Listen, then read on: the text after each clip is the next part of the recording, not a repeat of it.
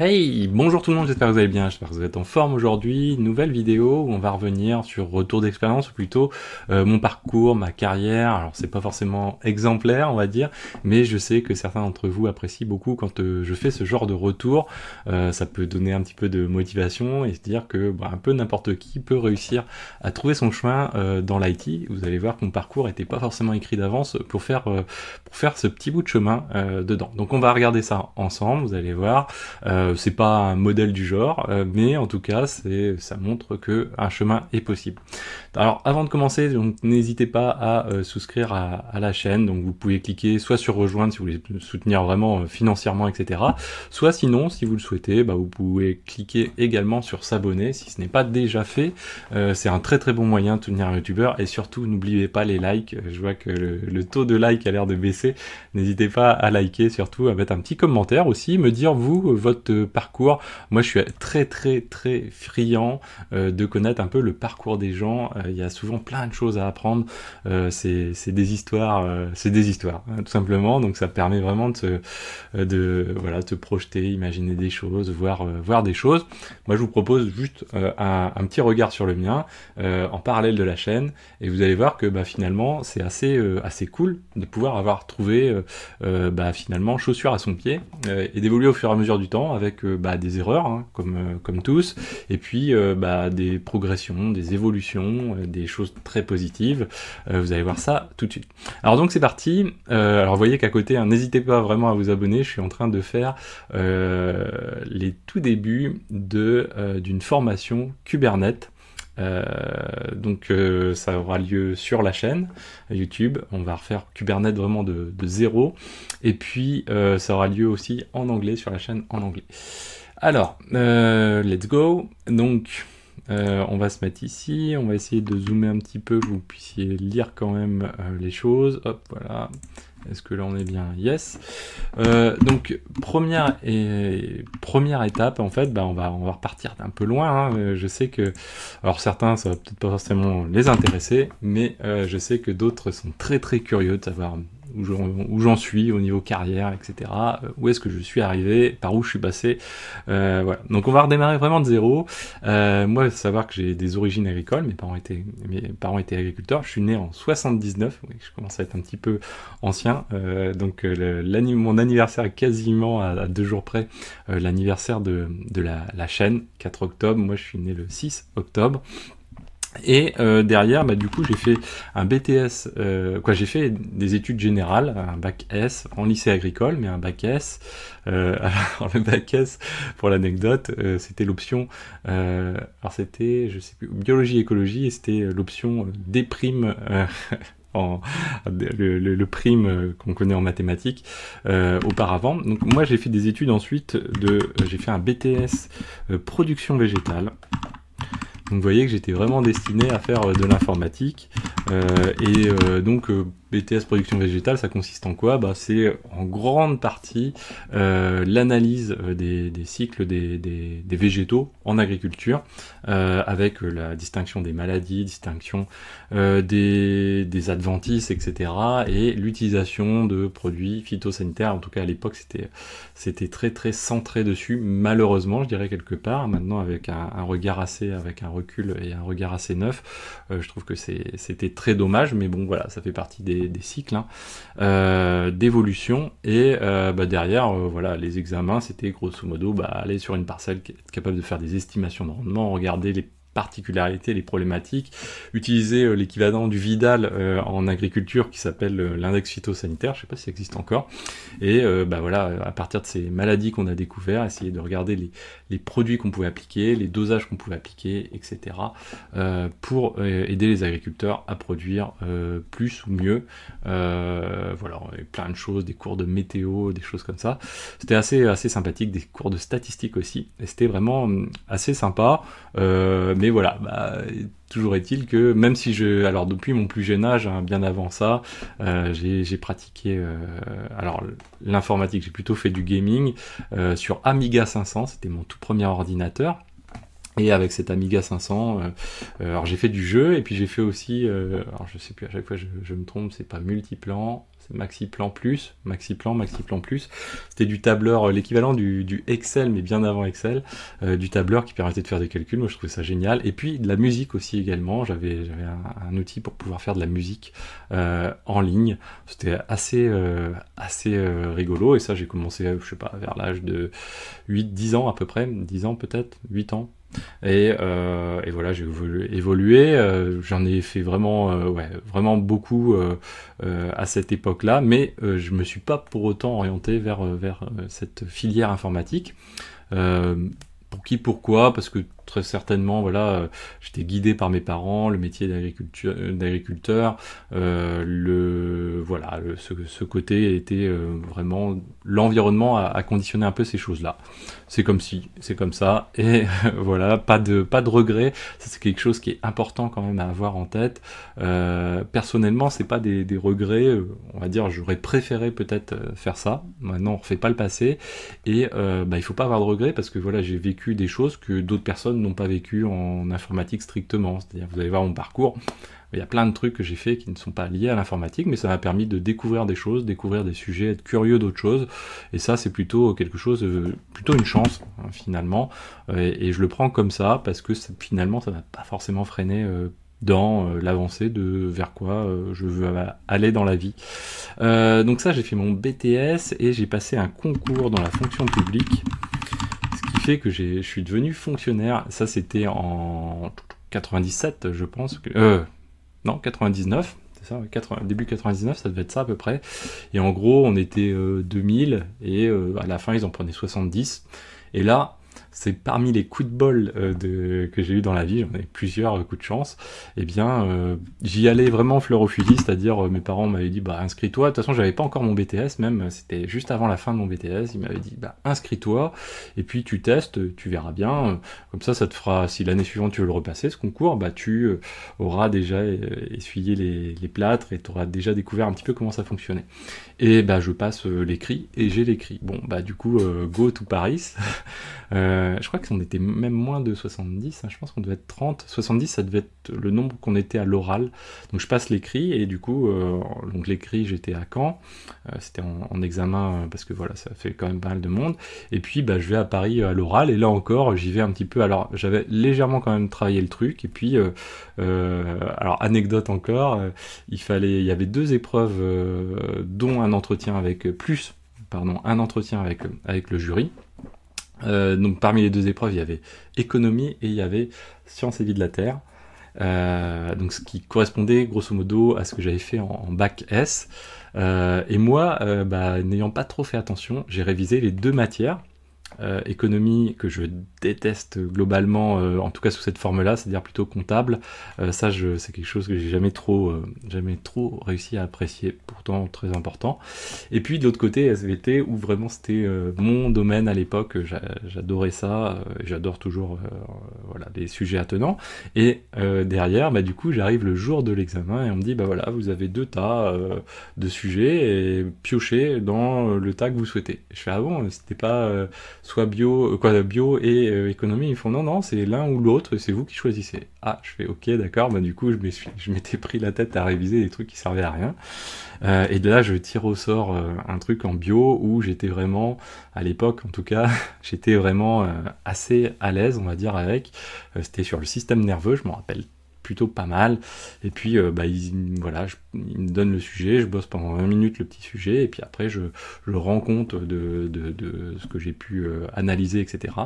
Ils trouvent ça super bien et tout, et puis je vois qu'ils essayent de me planter, et donc ils me posent des questions, puis à la fin ils font, allez, question joker, c'est vraiment pour essayer de trouver une question sur laquelle, il n'y a pas moyen de répondre, je trouve pas la réponse, et ils me demandent les temps de transmission du système nerveux, et là je leur donne quelques exemples de chiffres, de tête comme ça, et là ils sont vraiment surpris, ils font bon ok, très bien, c'est bon pour aujourd'hui, et bon là je sais plus, j'ai dû avoir 18 ou 19 sur 20, un truc comme ça, donc plutôt une très bonne note, mais donc du coup je sors de ce truc là en me disant je suis content, et puis je fais ensuite le 2e examen, donc le deuxième examen qui est un entretien avec le jury. Et là, un peu newbie dans ma tête, ignorant, ingénu, enfin, je sais pas, complètement à côté de la plaque et un peu fainéant sur les bords, j'arrive devant le jury, et le jury me dit, bah voilà, décris-nous quels sont les métiers, ce que tu attends ce que tu peux apporter au service public et les métiers que tu vas pratiquer, etc. Sauf que moi, bah, en fait, je passais un concours, mais je ne savais pas ce dont exactement, en tout cas, à quoi ça servait comme finalité de travail. Ce qui est stupide, hein, on peut le dire. Mais j'y allais vraiment tellement la fleur au fusil qu'en fait, je n'avais pas travaillé cette question-là et la manière d'y répondre surtout. Donc du coup, bon là, ça part plutôt pas très bien, qu'en fait, ils me disent, ah oui, vous connaissez pas, et puis après, bon, on discute d'agriculture et tout, et là, bon, ça remet des bonnes bases, et j'ai dû avoir une note relativement correcte, 16-17 dans ces eaux-là. Et finalement, du coup, je tombe parmi les 30 derniers de la future promo, finalement, donc je tombe dans alors peut-être les 10, 15 meilleurs à peu près, ce qui est plutôt pas mal, et du coup, voilà, je suis pris dans ce truc pour être fonctionnaire, avant même, donc je savais que j'avais réussi ce concours-là, et je savais que j'étais pris avant même la fin de mon BTS. Donc autant vous dire que quand j'étais aux épreuves finales de BTS, moi qui étais déjà très fainéant, j'ai été vraiment les mains dans les poches, parce qu'il y avait des notes minimales à avoir, et c'était même à un point où je flippais même à la fin de me dire, mince, si ça se trouve, je vais vraiment tout louper. Donc non, bon, ça l'a fait, et puis j'ai démarré donc en 99, une école de fonctionnaire. Alors là, autant vous dire que c'est pas là où on progresse, c'était une école, en gros, si je caricature, c'est pour oublier tout ce que tu sais faire, bah, le but c'est de l'oublier, quoi, c'était à peu près ça. J'exagère un peu, mais non, grosso modo, c'était à peu près ça. Donc ça, c'était en 1999, donc fonctionnaire, c'est là où j'ai commencé. Alors on était payé en école en plus, et c'était vraiment entre guillemets la belle vie. Bon, après attention, hein, c'était des salaires d'une part de l'époque et de la fonction publique, donc je crois que c'était 1300 € par mois que je devais toucher, ce qui est plutôt pas mal pour être en école, c'est assez cool. Et bon, après c'est aussi le salaire qui nous suit après, hein, donc j'avais pas un salaire de fifou non plus. Donc, et je commence à travailler réellement cette fois-ci en 2001 en tant que ce qu'on appelait coordinateur des aides PAC, donc au sens politique agricole commune, et ça c'était dans le département de la Manche, en préfecture, donc dans ce qu'on appelait à l'époque direction départementale de l'agriculture et de la forêt. Et là je me suis éclaté. J'ai eu, alors, entre guillemets, la chance, c'est que dans le service dans lequel je travaillais, on était assez nombreux, mais il y a eu 2 ingénieurs assez importants qui sont partis, et bah, ils n'ont pas pu être remplacés, quoi. Pas aussitôt en tout cas. Et du coup j'ai récupéré plein de travail, et à l'époque j'étais assez chaud, quoi, on va dire. Donc je prenais tout ce qui venait, et avec le sourire, et rien de quoi, inarrêtable, hein. À l'époque c'était vraiment un truc de dingos. Et parmi donc les solutions que j'ai trouvées pour améliorer les choses en termes d'efficacité, c'est là où donc on m'avait présenté des choses type méthode Meurice, ce genre de choses. Je sais que Christophe a certainement rigolé, mais méthode Meurice, ce genre de choses. À l'époque, on m'avait présenté ça en école de fonctionnaire, où j'avais pas du tout adhéré au truc. On faisait des petites bases access, j'avais pas bien capté ce dont à quoi ça servait et ça pouvait m'apporter. Et là, j'ai Frédéric, quelqu'un qui m'a mis le pied à l'étrier sur Access, Visual Basic pour Access. Et là, ça a été le début d'un gros truc, c'est-à-dire tout ce que je faisais passait par des bases de données Access, y compris mes comptes perso que je gérais comme ça à cette époque-là, en 2001. Je tenais mes comptes avec des bases de données Access, etc. Donc j'ai vraiment un suivi très très fort au niveau financier. En plus, j'ai toujours géré quoi, à cette époque-là. En plus, voilà, je boursicotais pas mal et tout ça, donc du coup ça m'apportait vraiment beaucoup. Et donc là, c'est là où on va dire Access, donc c'est vraiment le moment où j'ai découvert l'intérêt de l'informatique pour apporter de l'efficacité dans des systèmes. Et là, donc, je vous parlais de départ d'ingénieur, etc. Ça m'a permis, du coup, de simplifier des tâches de travail très fortement, de 2 aspects, soit complètement gagner en efficacité et faire en sorte que ces tâches-là puissent être réalisées beaucoup plus vite, par le même équivalent de type de personne, ou sinon, et ça avait même été très souvent, c'était d'automatiser des tâches et faire en sorte que ces tâches-là puissent être réalisées par des personnes de niveau moindre. Donc grosso modo c'était des vacataires à l'époque, et là bon, j'ai eu la chance en plus de côtoyer des personnes qui étaient vacataires, donc pas évident, hein, des personnes qui étaient d'une part payées pas cher, alors à peine plus cher que moi à l'époque, sauf que moi j'avais le salaire à vie, etc. Et d'autre part, pas sur des durées très longues, les vacataires on les gardait que 3 mois, donc il fallait être très très efficace en formation, en réalisation. Et là bon, j'ai travaillé avec des gens, je me souviens encore d'une personne que j'ai fait d'ailleurs embaucher ensuite comme fonctionnaire, qui s'appelle Aline, et c'est là où j'ai les toutes premières fois où j'ai pu distinguer les profils de gens et se rendre compte que moi j'étais pas la personne qui était efficace pour abattre des tâches, c'est-à-dire faire toujours la même tâche tout le temps avec une très très grosse fiabilité. Donc ça c'était le cas donc, de la personne en question qui avait une fiabilité mais hors norme quoi là-dessus, c'est-à-dire on peut lui demander 10 000 fois, il y avait 10 000 agriculteurs dans le département de la Manche, il y a plein de trucs où j'ai fait, on a traité 10 000 fois des choses, par exemple les aides à la crise bovine, à l'époque j'ai participé à des choses même d'ailleurs assez délicates, les abattages de troupeaux de cheptel la nuit, ce genre de choses. La crise de la vache folle, ouais, ça a été vraiment quelque chose d'important. J'arrivais après la tempête de 99 aussi, qui a été très très marquante dans le département. Donc du coup, voilà, c'est là où j'ai découvert que voilà, il y avait des gens qui avaient ce profil-là, et puis il y avait mon profil, c'est-à-dire la personne qui allait mettre en place un processus et l'automatiser au maximum pour que ces gens-là puissent être efficaces et entre guillemets utilisés de manière très très efficiente. Et là, c'était vraiment très cool parce que là, mon manager, il me disait, mais bon, il me dit, voilà, il y a ça, je sais pas, il y a 20 millions d'euros à distribuer de la crise de la vache folle, c'était ça. C'est-à-dire, du jour au lendemain, on a dit, bon, le département de la Manche, il y a 20 millions d'euros à distribuer, il faut une clé de répartition, donc à moi, donc là je travaillais avec la profession agricole pour déterminer différents éléments pour faire des clés de partition, je faisais des simulations à partir de toutes les données qu'on avait, et puis ensuite il fallait enregistrer tout ça le plus rapidement possible, faire signer des documents aux gens, donc là je faisais en sorte que tout soit pré-rempli, comme ça plus c'est pré-rempli, moins il y avait besoin de retoucher ou de saisir des choses, il y avait qu'à valider des choses, du coup on gagnait énormément de temps, et donc ça c'était très très sympa. Et à côté, j'avais aussi le côté recul, grâce donc à mon manager de l'époque, j'ai découvert que dans toute activité, même si elle est routinière, il faut trouver un moyen de prendre du recul pour pouvoir voilà, trouver de l'air et avoir un regard critique sur la manière dont on le travaille, etc. Et ce qui m'a permis de pratiquer MapInfo et puis aussi, je sais plus, un outil de statistique, je crois que je sais plus comment ça s'appelait. Donc MapInfo en tout cas pour la cartographie, donc le GIS quoi, ou SIG, pour faire du traitement cartographique. Et ça c'était vraiment aussi très sympa, couplé à Access, j'ai fait des trucs assez cool pour l'époque en tout cas. C'était vraiment très sympa. Et puis en 2003, j'étais pour des raisons à dire familiales entre guillemets, il a fallu que je rejoigne la région parisienne pour un rapprochement de conjoints. Là, ça a été un peu dur pour moi, l'arrivée en région parisienne, mais j'ai repris à peu près les mêmes fonctions un peu plus larges dans le département des Yvelines, avec toujours, et là j'ai pu réamener ce que j'avais pratiqué dans le département de la Manche, c'est-à-dire toute la partie automatisation avec l'informatique, et là encore, ça a permis d'abattre du taf sur des réformes de la politique agricole commune, etc., la distribution d'aide et tout, donc ça c'était vraiment très sympa.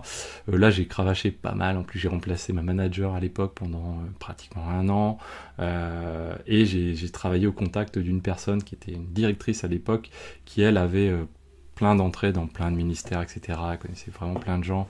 Ça m'a servi par la suite, parce que voilà, j'ai pu lui démontrer que voilà, j'avais des capacités. Elle avait souhaité que je passe ingénieur, donc je m'inscrive au concours.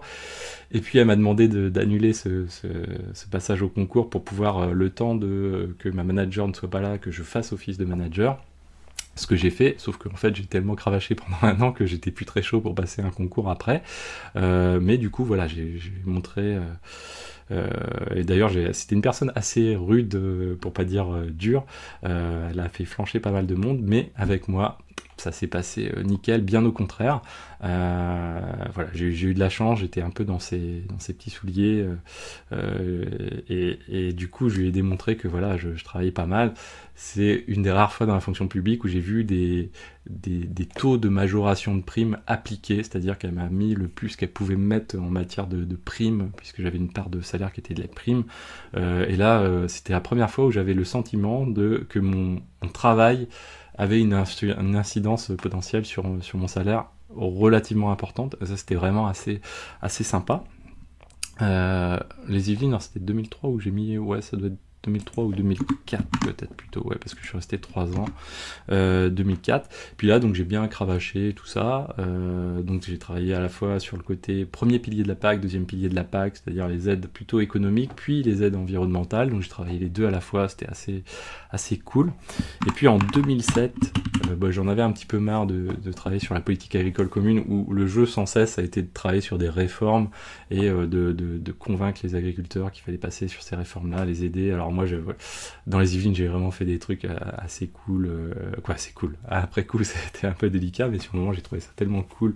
C'est-à-dire présenter devant 350 agriculteurs fous furieux après la réforme de la PAC, qui arrivent en salle de réunion, chauffés à blanc et tout, être tout seul devant, ou à 2-3 personnes devant, et être celui qui a la clé pour pouvoir, d'une part, les calmer, leur montrer que les choses sont sous couvert et qu'on va les accompagner en rassurant les gens. À l'époque, j'ai fait ça, et je faisais ça alors de manière inconsciente, mais c'était mon espace, on va dire, l'endroit où j'étais à l'aise. C'était assez fifou dans des zones de conflit aussi. J'ai beaucoup travaillé, voilà, avec quand les gens étaient vraiment énervés fortement vis-à-vis des collègues, etc. Il y avait besoin d'escalader. Les gens venaient chez moi, et puis voilà, on discutait, etc. Je trouvais des solutions, accompagnement et tout ça. Et ça, vraiment, c'est quelque chose qui m'a plu fortement.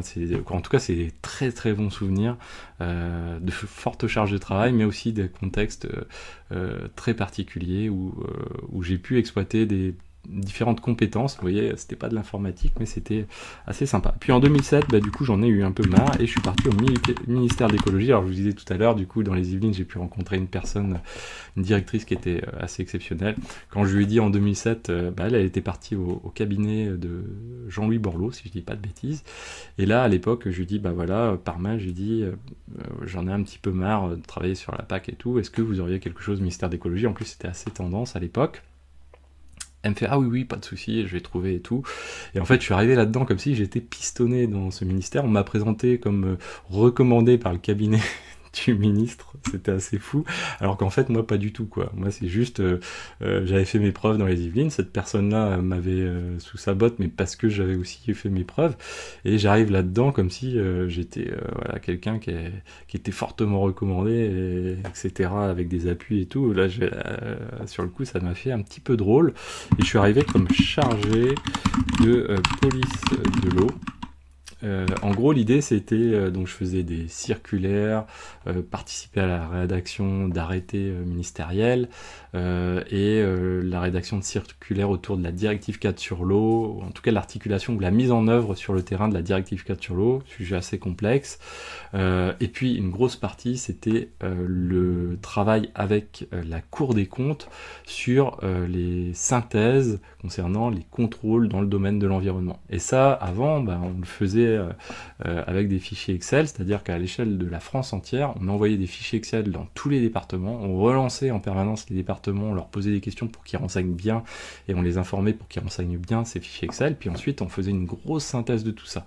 Autant vous dire que c'était un travail qui durait plusieurs mois, laborieux, pour sortir ensuite des cartes, MapInfo toujours, ce genre de choses, mais très très laborieux. Et c'est là où du coup, au bout d'un moment, mon manager, donc là j'avais commencé en 2003, j'étais blogueur en 2003, blogueur immobilier à côté, et j'avais fait déjà un petit peu de PHP, de WordPress, et là mon manager à l'époque il le savait, il me dit tiens mais ce serait pas mal, toi ça te dit pas de développer, il y avait des collègues qui faisaient déjà ça, développer une application en PHP pour faire ce travail-là, mais de manière cette fois-ci beaucoup plus automatique, en interaction directe avec les services, gagner du temps et tout ça. Et là, du coup, c'est là où je lui ai dit oui, pourquoi pas. Donc là, j'ai passé des soirs, des week-ends, du temps au travail, site du zéro, on démarre. En plus, il n'y avait pas de framework PHP à l'époque, il n'y avait pas d'orienté objet non plus PHP à l'époque, si je dis pas de bêtises. En tout cas, c'était les prémices.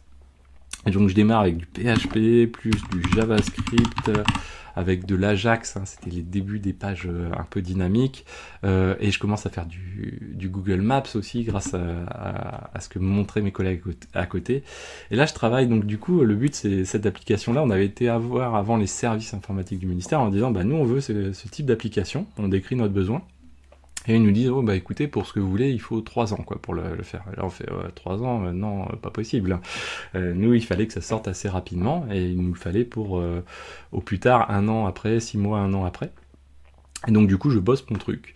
Et au bout de 6 mois, je sors une espèce de V1, et je présente ça devant un truc vraiment un peu officiel, hein, une grande messe au niveau central, au ministère. Je présente mon truc, et là habituellement où les outils informatiques se faisaient déboîter de tous les côtés à chaque fois par les gens qui étaient venus de tous les départements, il y avait à peu près 180 personnes, quelque chose comme ça, je présente mon truc, et là, à la fin, des applaudissements.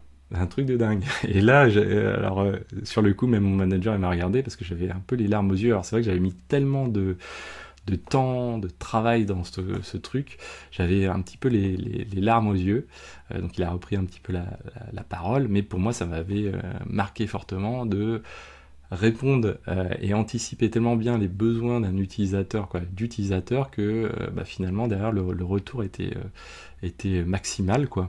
Et c'était exceptionnel pour moi. Alors dans le même temps, j'ai travaillé à ce moment-là, j'ai aussi fait des courriers parlementaires, j'ai aussi fait des trucs dans les anecdotes, pas mal de réponses aussi du ministre devant l'Assemblée nationale. C'est-à-dire que quand il y a une question d'un député qui est posée au ministre, généralement en fait la question elle a déjà été, c'est pas ce qu'on voit à l'écran, hein. Ce qu'on voit à l'écran c'est la pièce de théâtre, mais en fait avant la question a déjà été fournie au ministre. Nous, on a rédigé la réponse. Le ministre, lui, ce qu'il fait, c'est qu'il lit son papier pour répondre aux députés à l'Assemblée nationale. Mais en fait, tout est déjà rédigé avant. Donc, j'ai participé à ce genre de truc-là. Bon, c'est pas marrant du tout, parce que du coup, c'est relu par plein de personnes quand vous faites quelque chose. Et c'est surtout relu sur la forme plus que sur le fond, presque. Donc, du coup, c'est pas très marrant.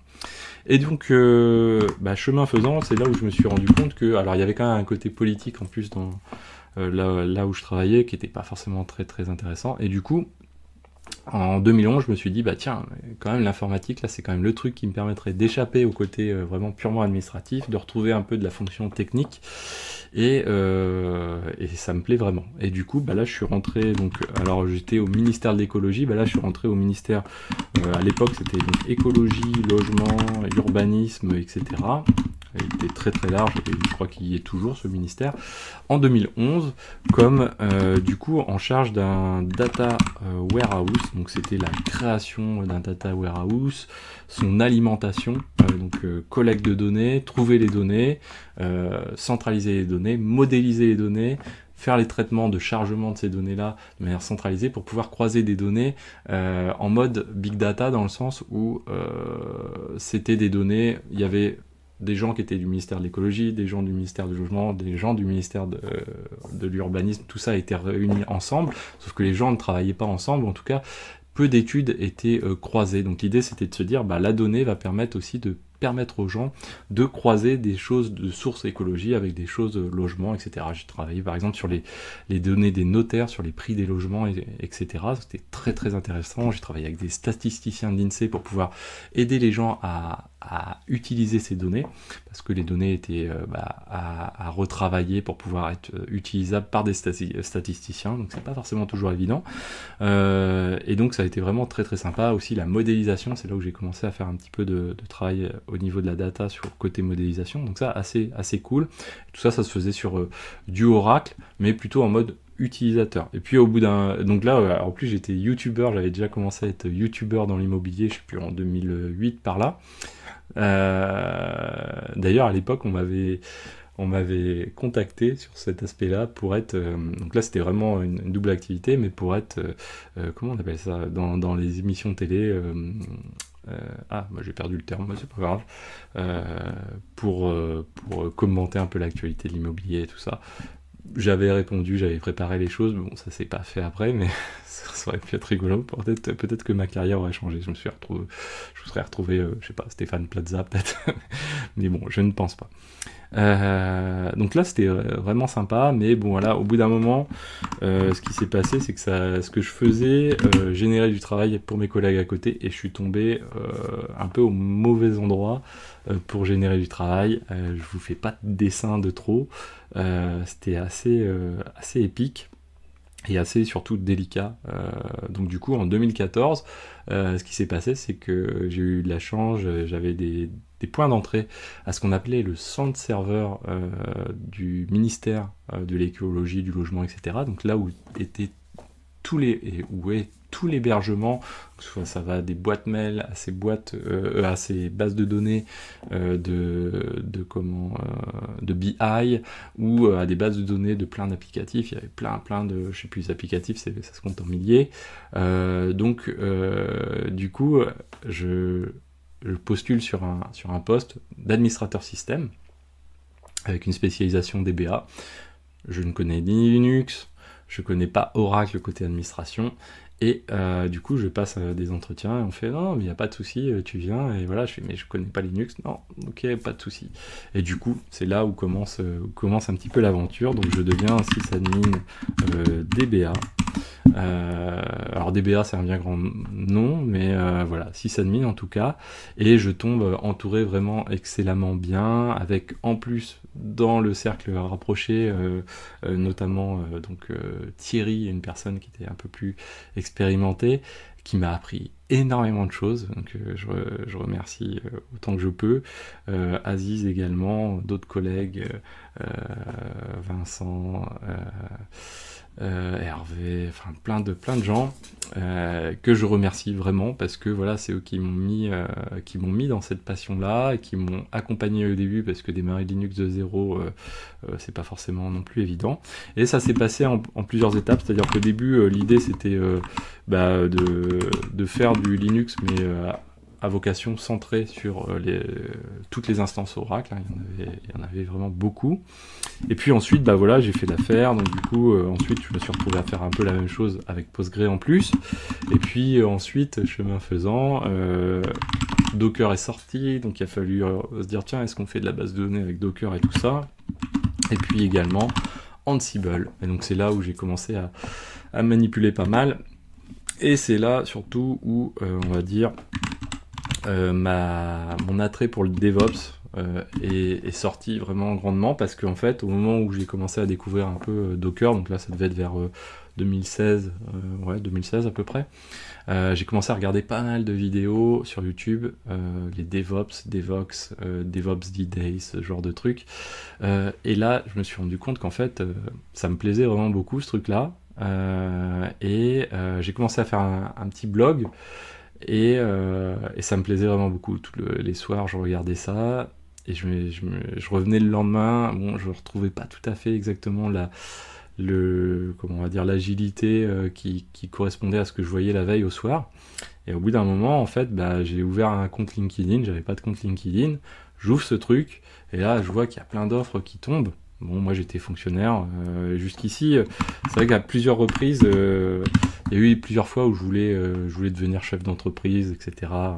Très tôt, hein, vers les 2003 par là. Moi j'étais voilà, je faisais beaucoup de trading, de trucs comme ça. J'étais assez motivé là-dedans. Je vous parlerai d'autres origines une autre fois, mais voilà. Donc du coup, en 2018, j'ouvre ce compte LinkedIn, et là, il y a pas mal d'offres qui tombent, et là je fais, bon, il y a peut-être un truc quand même qui se passe, quoi. Et c'est l'occasion de me faire matcher deux choses à la fois. D'une part, à l'époque, au niveau salaire, j'étais à peu près, on va dire, il me restait 0 à la fin du mois. C'était ça, et à la limite, si je continuais, je pense que la maison où je suis à l'heure actuelle, j'étais obligé de la vendre, hein. Et là, sans blaguer, quoi. Donc ça aurait pas été très marrant. Et puis l'occasion aussi de rentrer un peu plus dans la passion des technologies et tout ça. Et donc là, je passe plusieurs entretiens. J'ai une offre côté, comment ça s'appelle? Je sais plus, Alterway, je crois que c'est ça. Une offre côté Oscaro également, et je choisis Oscaro, parce que voilà, le côté hébergement, j'avais déjà fait un peu, même si, voilà, je pense que ça devait être très intéressant. Mais moi, je voulais du truc dynamique, et voilà, Oscaro, c'était e-commerce, donc là, le truc me plaît. Je passe un entretien avec Camille, un grand merci à Camille notamment. Ça dure 1 heure et demie, donc c'était le CTO. Et pourquoi ça se passe bien? Bon, il prend une feuille A3, il va chercher une feuille A3 à l'imprimante, il prend un stylo et il me décrit l'infra, le projet, etc. Et là, ce genre de truc, quelqu'un qui me le fait, généralement ça marche plutôt pas mal. En tout cas, ça attire mon attention. Et il me parle, bah, voilà, il me dit, nous on veut faire du Ansible. Voilà, on fait déjà du Ansible, on fait déjà du Postgre, mais on veut franchir quelques petits caps là-dessus avec des bonnes pratiques, etc. Donc ok, plus microservices. Et en fait, bah, du coup ça matche bien, donc je suis embauché et j'accepte l'offre. Donc pour moi au niveau salaire, ça débloque plein de choses par rapport aux problèmes que j'avais jusqu'ici, quoi, en tout cas aux tensions que j'avais un peu potentiellement qui arrivaient fortement. Et microservices, là c'est aussi l'ouverture d'un nouveau pan. Pour moi, Oscaro, c'est vraiment un gros tournant dans ma carrière. Alors, il y a eu le tournant entrée au ministère de... entrée sysadmin DBA. Je pense que ça, c'est un énorme tournant pour moi. Plus juste avant, le premier petit tournant, ça a été développer l'application en PHP, etc. Mais là, ensuite, ça a été sysadmin, et ensuite Oscaro a été un énorme changement pour moi parce que c'est la découverte des microservices, c'est-à-dire Kafka, Cassandra, donc cet aspect de communication des microservices. Ça a été aussi la mise en place d'une CI/CD à l'échelle de plusieurs microservices, plusieurs dizaines de microservices de manière fédérée. Donc ça a été quelque chose de très très important pour moi, le travail en commun avec les devs et les ops, quand il y a un mur entre les deux, comment on travaille ensemble et tout. Donc ça a été exceptionnel aussi pour moi. Postgre en haute dispo, j'ai fait plein de tests dans tous les sens de Postgre en haute dispo, parce qu'on voulait de la très haute dispo. Donc c'était vraiment exceptionnel, quoi. Pour moi ça a été un tournant assez majeur. Et puis bah malheureusement, je dirais, il y a eu des moments dans la carrière où j'ai fait des pas mauvais choix, mais voilà, j'ai été trop curieux de certaines choses, et du coup je suis parti pour ces raisons-là, ce qui sont pas forcément les meilleures. Donc je suis parti chez Ornest, qui est une SS2I exceptionnelle, qui est vraiment très très bien, que je recommande si vous voulez travailler en SS2I. Allez-y, Ornest c'est vraiment très bien. Et ils m'ont placé à la Société Générale dans ce qu'on appelle EMM, Electronic Market Making, c'est-à-dire du trading automatique à des fins de faire vivre les marchés. Donc univers très très restreint, réduit, très peu de personnes qui agissent sur les serveurs, un contexte très très particulier. Mais autant dans d'autres banques, ça pouvait être très très intéressant, autant aussi vu de l'extérieur c'était très très intéressant, avec plein de choses particulières pour atteindre de la performance au niveau système, du temps réel, qu'on va dire, du vrai temps réel, hein, pas le temps réel dont on parle. Il y a plusieurs définitions de temps réel, peut-être qu'on en parlera une autre fois, mais c'était vraiment très très intéressant à découvrir de l'extérieur. Le problème c'est que quand on fait pas de R&D sur les sujets et que tout est déjà en place, bah, finalement c'est beaucoup moins intéressant. Par exemple on parle d'overclocking, de water cooling, de l'isolation des IRQ, etc., du pinning de CPU, ce genre de choses. Super passionnant, mais voilà, tout était déjà en place. Pas de volonté d'automatisation de trop non plus, parce que l'idée c'est d'éviter de faire tomber vraiment la prod en masse, donc c'était assez particulier. Donc du coup je fais ça, et bon je fais 6 mois dessus, puis finalement bah ça matche pas trop. En 2020, deuxième expérience, mais là gros loupé de ma part. Je pars chez BTP Consultant, qui est une boîte de consulting BTP vraiment pour les gros immeubles et tout, d'audit plutôt. Et donc ils ont un projet sur AWS de fédérer plein de données pour pouvoir ensuite faire de la restitution, etc. projet très intéressant et d'ailleurs qui marche plutôt bien encore à l'heure actuelle, que je suis de très loin. Mais voilà, l'idée pour moi c'était de faire de la WS. Malheureusement, quand je suis arrivé, il y avait une SS2I qui faisait ce travail-là de faire de la WS, et moi j'ai travaillé sur AWS, mais plus pour sortir des choses de la WS que de les rentrer. Donc du coup, bon, c'était pas forcément ce que je souhaitais. Donc du coup là, très vite, je bouge et j'ai besoin de trouver un truc quand même qui me correspond. Et c'est là où je tombe chez... je fais plusieurs entretiens et je fais notamment un entretien chez Weborama pour devenir SRE. Et là, l'entretien se passe vraiment bien. Un équilibre entre la volonté d'évoluer sur de nouvelles techno, il y a déjà un peu de Kubernetes, du traitement de données à la fois un peu en masse, et puis également surtout l'intensité dans la donnée, c'est-à-dire la grosse écriture, hein, des 500 000 écritures par seconde, ce genre de truc, sur un cluster, et la même chose en lecture, etc. Donc là, ça donne des choses intéressantes. Je vous raconte pas non plus les entrées en termes de load balancing, on parle de plusieurs milliards de requêtes HTTP par jour, donc super intéressant sur plein d'aspects, en toute simplicité. Donc là, c'était vraiment assez cool. Ça m'a permis de découvrir aussi les différents moteurs de base de données, les use cases des moteurs de base de données, parce qu'en fait, quand on n'a pas besoin de performance, c'est très facile, on met un petit Postgre, un MySQL, et puis tout va bien.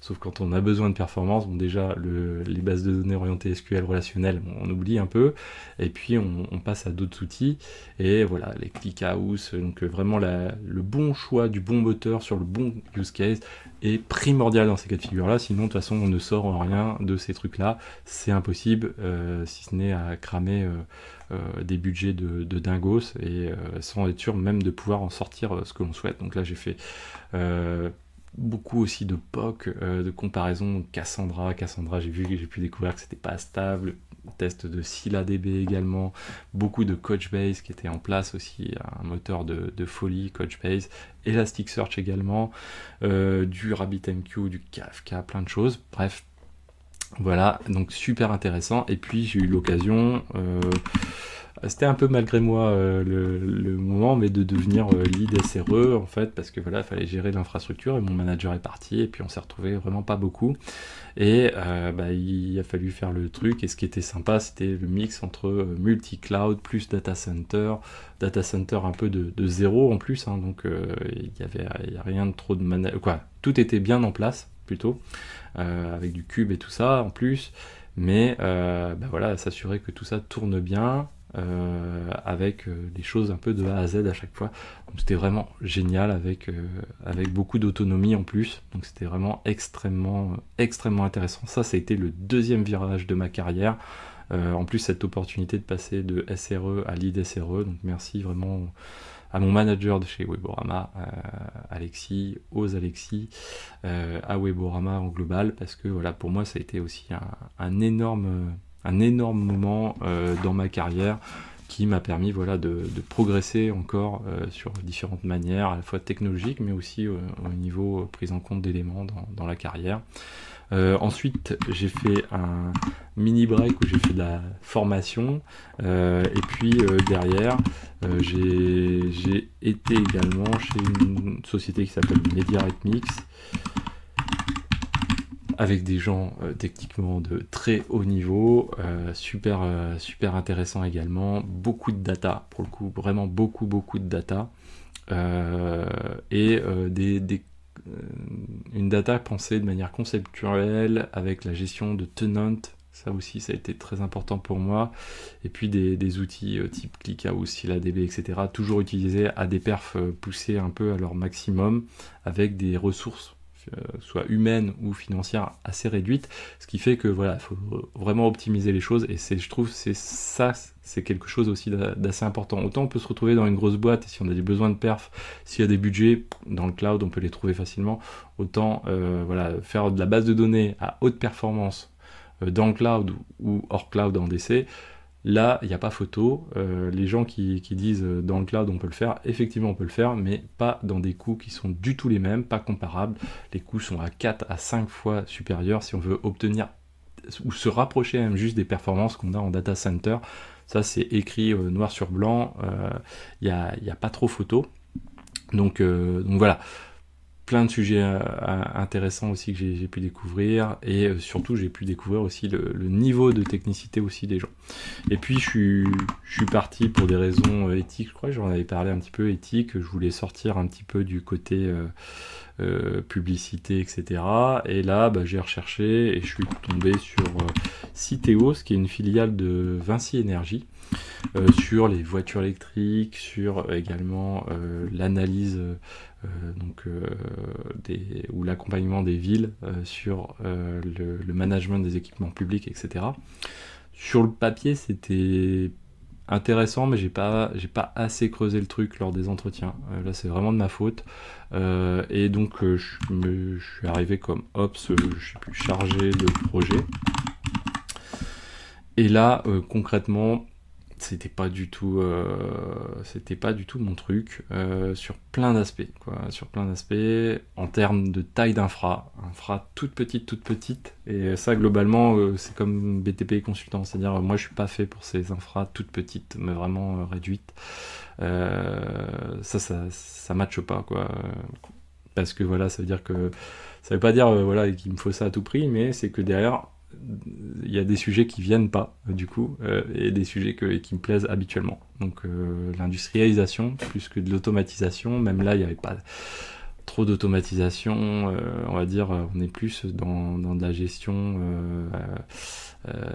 comment on va dire, de choses relativement manuelles, un petit peu à l'ancienne, Donc c'est pas autant je comprends que ça puisse répondre aux besoins, mais autant moi finalement c'est pas ce qui me correspond. Et ça, là j'ai pas trouvé, au fur et à mesure plus ça allait, plus ça me chargeait l'esprit, parce que je me disais mince, en fait, alors j'essayais de faire évoluer des choses en plus, de pousser des sujets, j'étais bien suivi au niveau hiérarchique, ça pas de souci. Par contre, beaucoup de mal à faire comprendre des concepts. Je trouve que c'est un truc à retenir, pour moi c'est très très frustrant. C'est un truc qui me frustre énormément, c'est-à-dire que des gens très bons, mais qui n'ont pas les nouveaux concepts en tête, en fait, on va dire. Et ce qui me frustre, c'est un truc que je fais au quotidien sur la chaîne, quasiment, que j'arrive à faire sur la chaîne, vraiment, mais bon, en terrain conquis, finalement, c'est assez facile de le faire. Les gens qui viennent sur la chaîne, généralement, viennent chercher l'information, viennent chercher ces choses-là. Là, c'est différent. Là, il faut réussir à convertir. Alors, autant que dans d'autres sociétés où je suis passé, il y avait ce genre de petits moves à faire, pousser des gens un petit peu plus haut. Ça, j'ai réussi à le faire auparavant. Là, c'était impossible. Et j'ai pas réussi jusqu'à la fin, même à discerner le pourquoi j'ai pas réussi. Donc ça, c'est un peu très très frustrant pour moi. D'une part, de pas avoir réussi à le faire, et de pas avoir réussi à comprendre pourquoi j'ai pas réussi à le faire. Ça, c'est dans ma carrière, c'est... Alors, je vais pas dire la première fois, mais c'est, ouais, je pense peut-être une des premières fois où je me suis retrouvé dans une sorte d'impasse, c'est-à-dire de ne pas réussir à réussir le challenge, en tout cas à changer le truc. Même quand je suis parti de BTP Consultant, où je suis vraiment pas resté longtemps, j'ai sorti 3 pages de choses, et à partir de ça, le DSI on a sorti quelque chose, et d'ailleurs j'ai l'impression que ça se passe plutôt bien, alors pas que grâce à mes 3 pages, on va dire, mais en tout cas ça a permis d'accompagner ces choses-là et de donner les bons conseils pour aller dans ce sens-là. Autant là, sur Citeos, je sais pas trop, c'est compliqué, il y a du technique, du conceptuel, etc. Voilà, je pense que ça évoluera, mais en son temps. Et ça, c'est bon, voilà.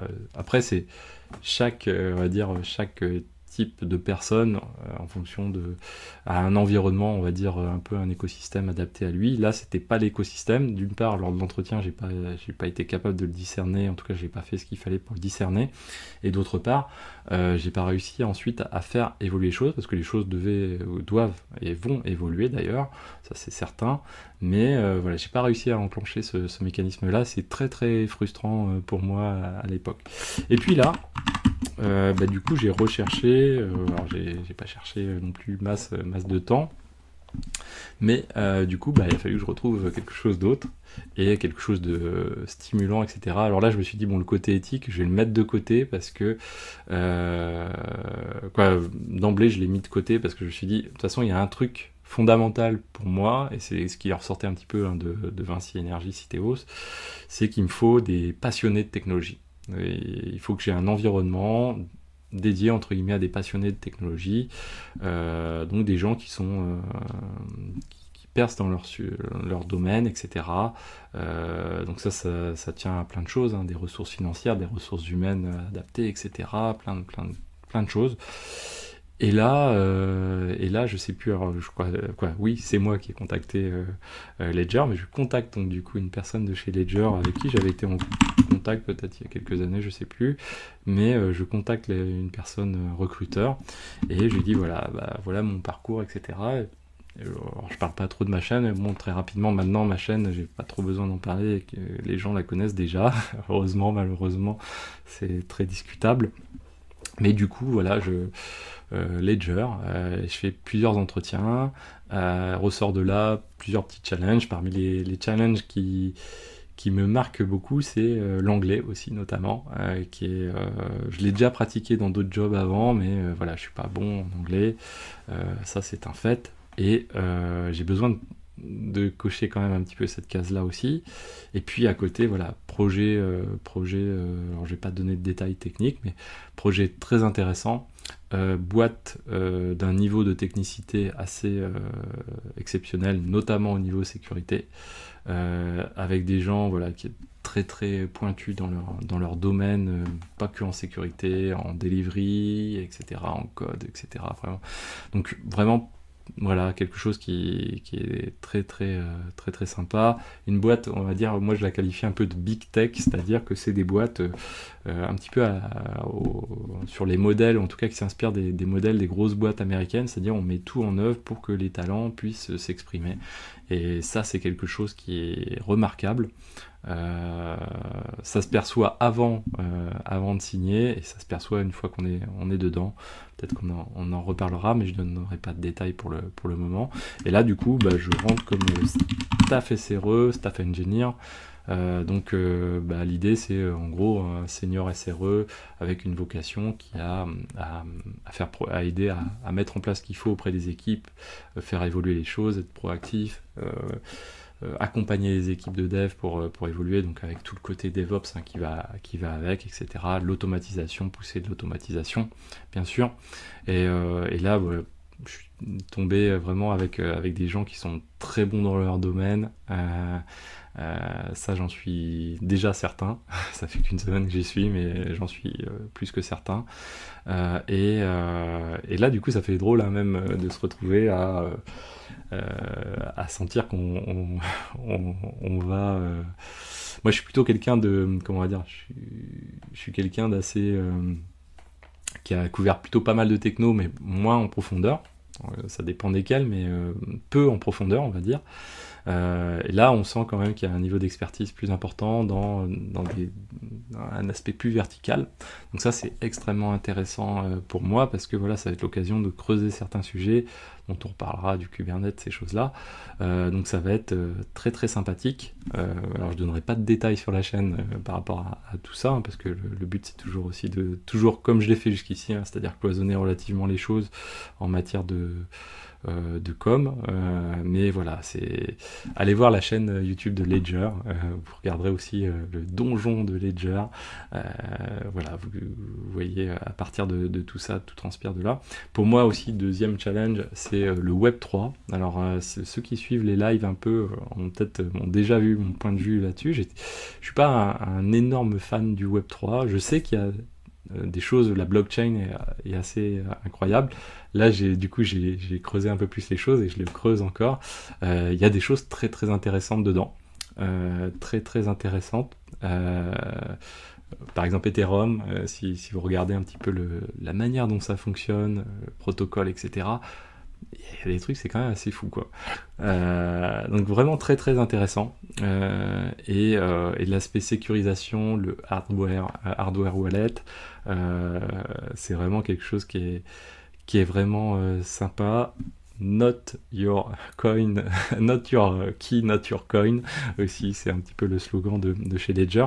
Ça repose donc avec des aspects de sécurité et qui derrière apporte aussi beaucoup à cogiter en dehors aussi du Web3, je trouve, parce que le Web3 quand même est aussi une source à remettre en cause un peu cette finance qui est centralisée auprès des grands systèmes financiers des banques. Alors même si maintenant ça commence à percoler un petit peu dans l'autre sens, mais voilà, je trouve que ça remet en cause un peu les choses. C'est un environnement qui est aussi très très éclectique, parce que en fait, du coup, j'ai besoin un peu de creuser ces sujets de Web3 pour voilà, comprendre un peu mieux ce qui se passe. Du coup, je me suis abonné à quelques chaînes YouTube. Ouais, honnêtement, sur YouTube, pour avoir des conseils d'investissement ou ce genre de choses, là, ça part en vrille dans tous les sens. Hormis quelques chaînes, dont Asher, qui est remarquable, pour le coup, qui fait un travail remarquable. Il y a beaucoup d'autres chaînes, c'est quand même plus du commentateur sportif, avec un côté influence, comment on va dire, non contrôlé, qui est quand même assez fifou.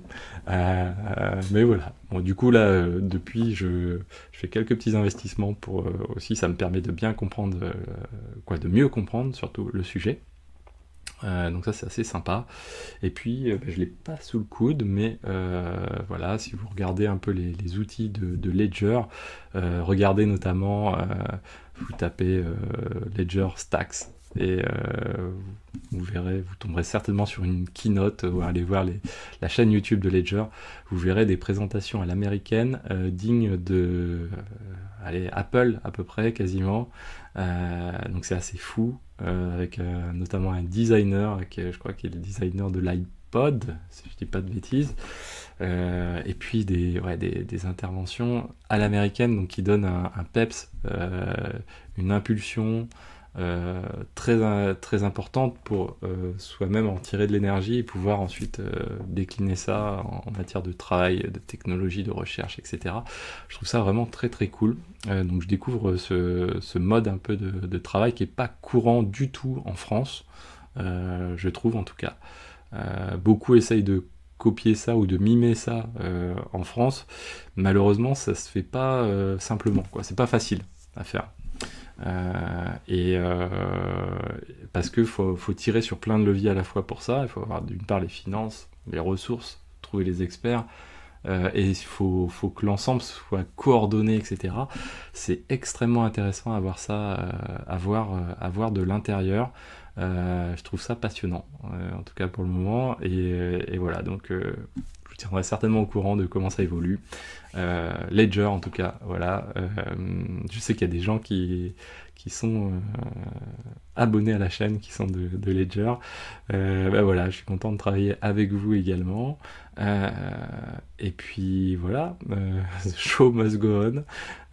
Ça va être sympa, je pense. Et en tout cas, ça me stimule beaucoup.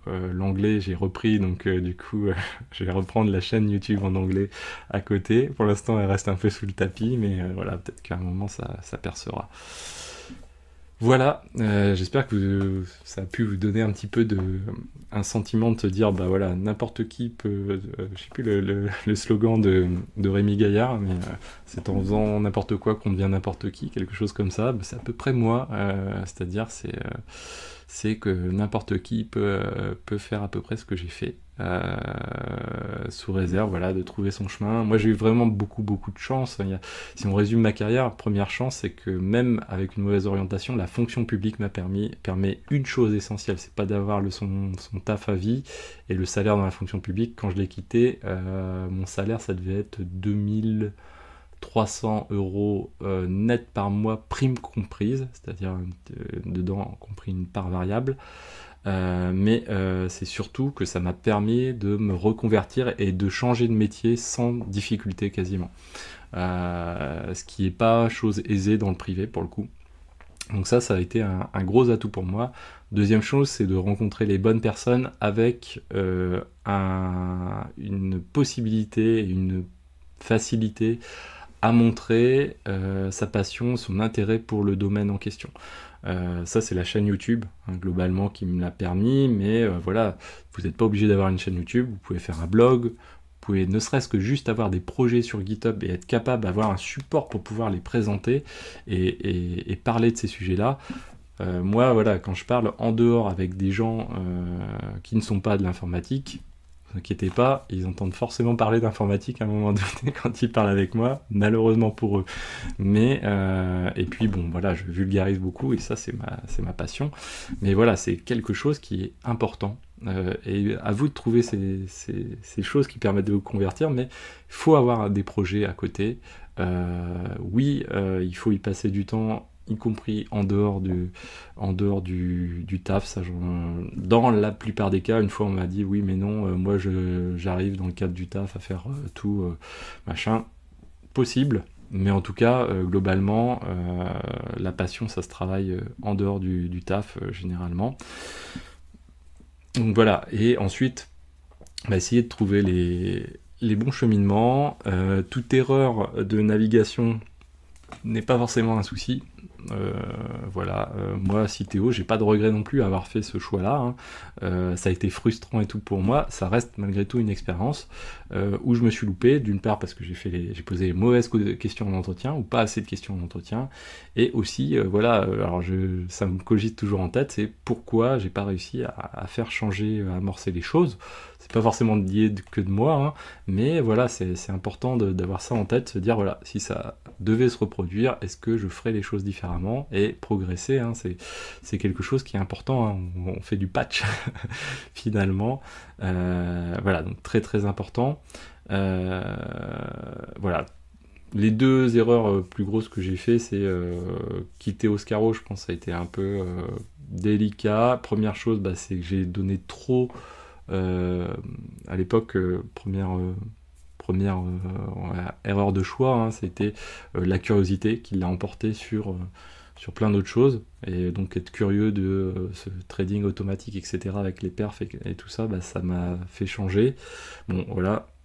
Deuxième erreur, et ça c'est valable pour BTP Consultant et Citeo, c'est que lors des entretiens, poser des questions, ou surtout essayer de bien comprendre le mode de travail de ce qui est derrière. Et attention, alors là c'est à vous de voir, mais attention aux boîtes qui ne sont pas tech, c'est-à-dire dont le métier ne repose pas sur la technologie à la base, qui sont en reconversion potentiellement, parce que le gap peut être assez important, notamment le gap pas forcément technologique, mais de culture. La culture, vous pouvez arriver chaud comme la braise pour vouloir la changer, ça tiendra pas qu'à vous, et c'est pas forcément évident à faire évoluer, même en mettant de l'énergie. Voilà. Donc ça c'est quelque chose qui est, je trouve, très important. Donc dans vos choix, si vous le faites, regardez bien ça, regardez si l'environnement, quand vous faites des entretiens par exemple avec vos vis-à-vis, hein, avec les personnes avec qui vous allez travailler, regardez si les gens sont passionnés de la tech. Alors ça peut se révéler de différentes manières, c'est des gens peut-être qui vont faire des confs, c'est peut-être des gens qui participent à des projets open source, c'est peut-être des gens, quand ils vont vous en parler, ils vont vous transmettre un truc, vous sentez que voilà, c'est leur passion, ils sont à fond dedans. Donc ça c'est quelque chose qui est très très important, en tout cas pour moi qui est très important, je sais pas pour vous, mais voilà. L'autre élément qui parfois peut intervenir aussi, c'est la différenciation des boîtes de tech dirigées par des techs ou fondées par des techs, et des boîtes de tech qui ne sont plus managées, dirigées par des techs, ou en tout cas des gens qui ont une fibre technologique. Donc ça aussi c'est quelque chose qui est aussi assez important, qui peut faire varier les choses. Voilà. J'espère que cette vidéo vous a plu, elle est très longue aujourd'hui, n'hésitez pas à la partager, n'hésitez pas surtout en commentaire à me dire un peu vos ressentis, vos retours, vous aussi d'expérience par rapport à tout ça, et je vous dis à très bientôt sur Xavki, ciao à tous.